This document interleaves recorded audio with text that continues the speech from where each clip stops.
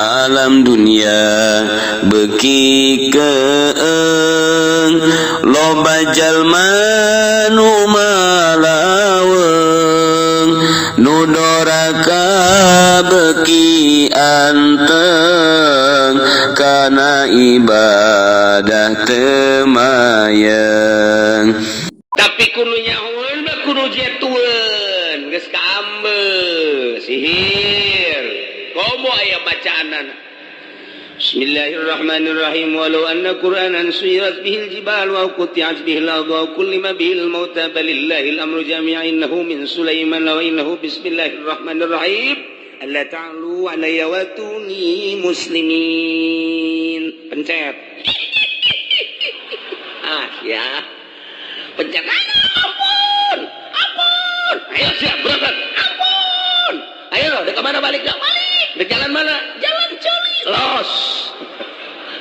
jin aya dua yang jalan celi segala tolol ka jin goblok pencet keluar pencet deui hiji deui bacaan eta bacaan walau anna qur'anan suyirat bihil jibal eta mah manjur eta mah manjur teh bacaan eta masyaallah urang hayang nyaho ieu cenah-cenah kiai coba boga batu ieu hidung amat ti batu ieu hadia kalian kurang set bismillahirrahmanirrahim walau anna qur'anan suyirat bihil jibal tamun atuh teu kajahonya ku batu gibeg-gibeg habak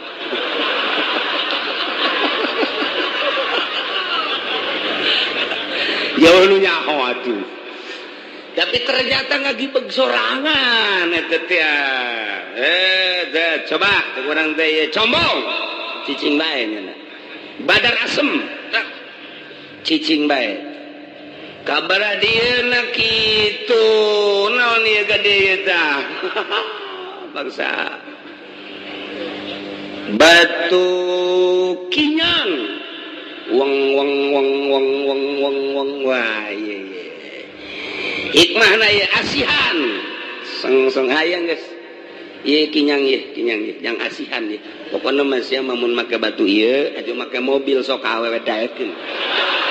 yes kinyang tamat orang lain ka batu na inopana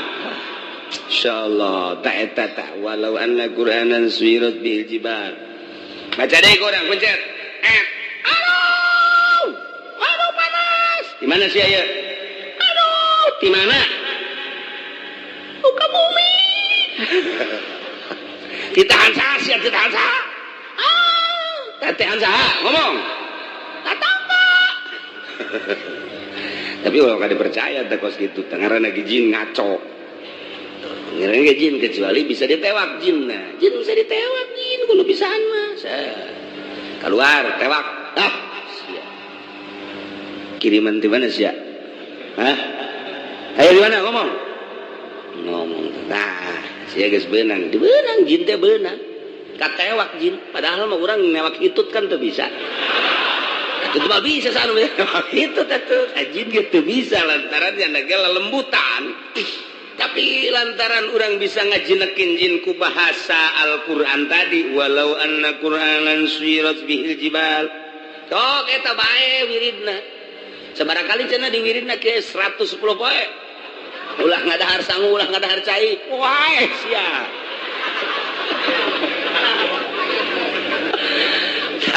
tewa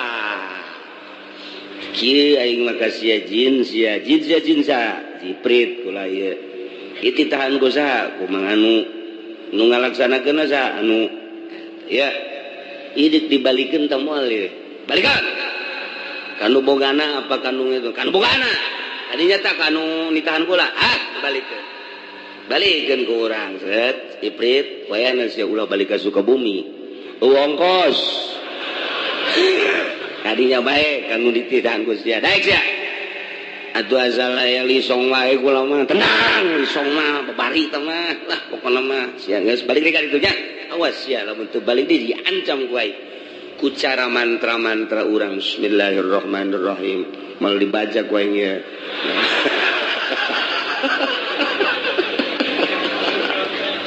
lepas gazat bluk asup ka ditu itu gua nu gendut.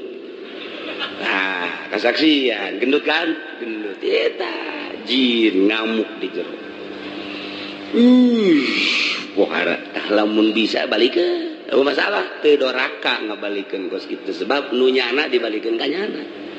Cak pikih eueuh masalah. Ja tukang teluh mah wajib dipaehan. Dipaehan tukang teluh. Tuh kos kitu cerita. Tapi lamun urang nemah mah masalah di teluh, misalnya ku batur geus ka dokter baru syariat, tetep bae majalah medis. Ieu mah kuduna jelema bisalah geus bae, ulama dek nemah bae cenah kudu paeh geus waktuna meureun nemah bae. Dek dirasakeun bae ku sorangan, atuh masalah. Masalah kuat makos gitu. Kangjeng Nabi pernah ditelupan Kangjeng Nabi. Mentak aya ilmu teluk teh. Jang di Jawa Barat adalah Sukabumi, Pelabuhan Ratu. Jang di daerah Ciamis di ditu di Pangandaran. Jang di daerah Cirebon eta didinya di pantai Cirebon. Jang di ditu di Jawa Timur atau tempat-tempat teh sarua. Ai Banten mah ilmu teluhna leutik Banten mah. Laletik ilmu teluhna. Saeutik aya mah aya ngan leutik ilmu Banten mah teluhna teh teu pati sabaraha. Entek eleh perteluhan mah ku Sukabumi. Eleh perteluhan maku Pangandaran di Banten mah aya ge saeutik. Aya lalagaan doang Banten mah paling ge ateul. Kos kitu doang ilmu Banten mah. Ke datang nu neluhna ge ka dinya. Oh, sia mah diteluh urang nyana. Ayo, siapa beteng di kieu-kieu dibacaan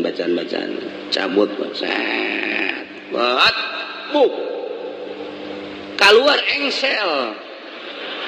Masya Allah di beteng aya engselan. Cak keluarga coba keluar ke noloba kula dek ngabangun. Bisa jualan engsel orang.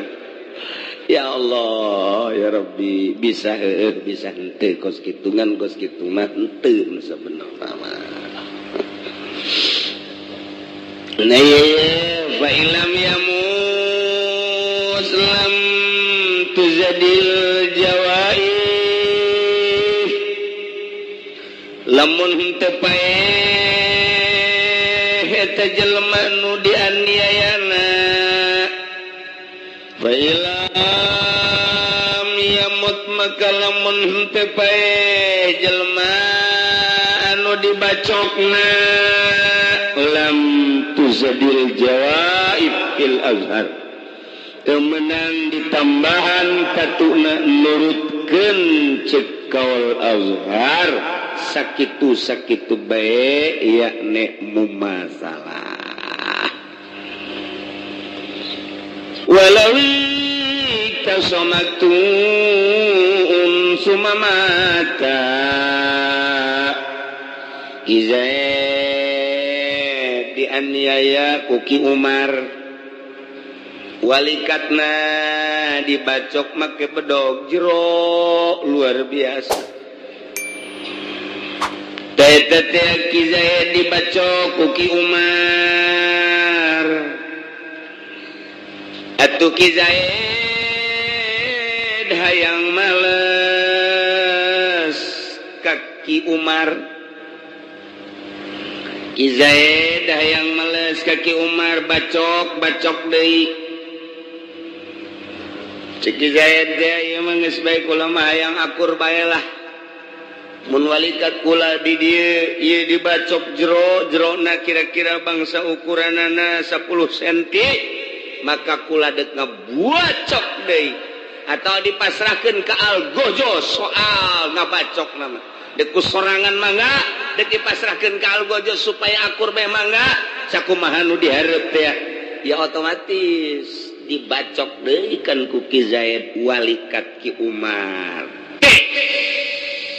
akur kuarima Ki Umar ngabacok Ki Zaid walikatna 10 cm jerona dibales ku Ki Zaid setelah di BAP ulah main hakim sendiri tetap temenang tetap aya hukum di negara pasrahkeun urusan kisos perkisosan di negara jadi panggil ku negara tak eta jang nyelesaikan berbagai permasalahan negara mentak struktur kenegaraan anu rapi pelaksana kudu anu adil nu jujur sebab ieu urusan berkelanjutan jaga di akhirat tah warima Ki Zaid geus malas ka Ki Umar ai praktea sumama tak pae Ki Zaid tepat dibacok ku Ki Umar walikatna kemudian Ki Umar teh Ki Zaid malas Ki Umar geus rapi balas membales ternyata tidak hasil bacokan Ki Umar ka Ki Zaid horenganan merambat pae tak Ki Zaid teh anu dibacok pertama teh pae geus dibales ai bacokan pertama nama ta eta teh kudu dikisos apa henteu bacokan nama eta keneh udah kang kadinya ieu permasalahan Masya Allah balikan deh padahal mah ieu mah teu dilaksanakeun teu mah kajeun bolak-balik di dieu bae geus kajina nyawa ya Ki Umar ngabacok Ki Zaid walikana 10 cm pihak Ki Zaid lapor kanu berwajib polisi nanggap Ki Umar sidang di meja hijau setelah data-data lengkap bahwa Ki Umar adalah pelakuna lantaran loba saksi-saksi maka Ki Umar kuari dikenakan sanksina mu masalah akurkeun bacok deui urusan ngabalsna dek langsung ku Ki Zaid atawa ku para wali-walina atawa dipasrahkeun ka algozokna nu jelas bacok deui Ki Umar sarua jeung bacokan Ki Umar terhadap Ki Zaid harale sapoe dua poe tilu poe ternyata Ki Zaid horenganan parah nemu nu Ki Zaid teh eta Ki Zaid tah berkelanjutan pe kitu kumaha eta teh apakah Ki Umar teh kudu dipaehan deui apa henteu cek di dina cenah walau ikasolamun geus kisos Ki Zaid maktuun ye beres gabales teh sumamata Ki Zaid pae bisirayatin kulantaran marambat tina ngemuna eta tatu tai wali maka menang kawali na Ki Zaid hazun menang ngabalas langsung maehan deui Ki Umar lantaran tidinya keneh tatuna pas paehan deui bae geus ngan carana langsung penggal leherna kadua alternatif walahu menang ampun ngahampura bae binis fidiatin kalawan saparodiat kuari manggeus bae atulah geus bae Ki Zaid na pihak walina kuari mah teu nungtut urusan Ki Umar jamales geus ngan kuari mah dipenta bae ayeuna mah saparodiat tuh baraha 50 onta mun 100 onta setengahna 50 onta 50 sapieun harga sapina anu geus manjing eta sekitar 10 juta berarti lamun 50 juta mika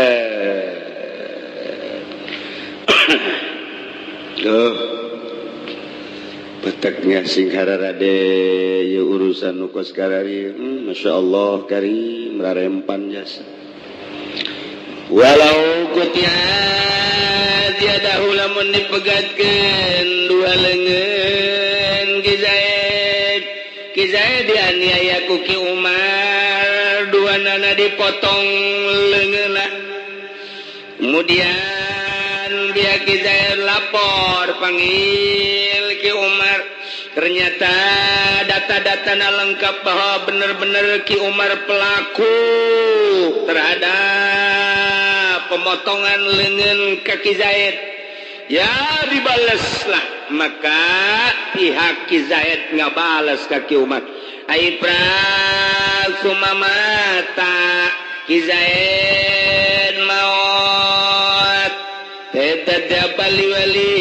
alhazuk menangis kawalina langsung ngaberesan begas diberesan lagi Umar napahan bahkan fa'in afa lamun ngahampura ma pala syai'alau teu kena sangsina naon lah jam males geus dipotong leungeunna ngan nasib Ki Zaid ku ari paeh akibat dari pemotongan dua leungeun lah cek pihak keluarga geus we geus masalah diampura geus masalah walau mata wallahu a'lam bissawab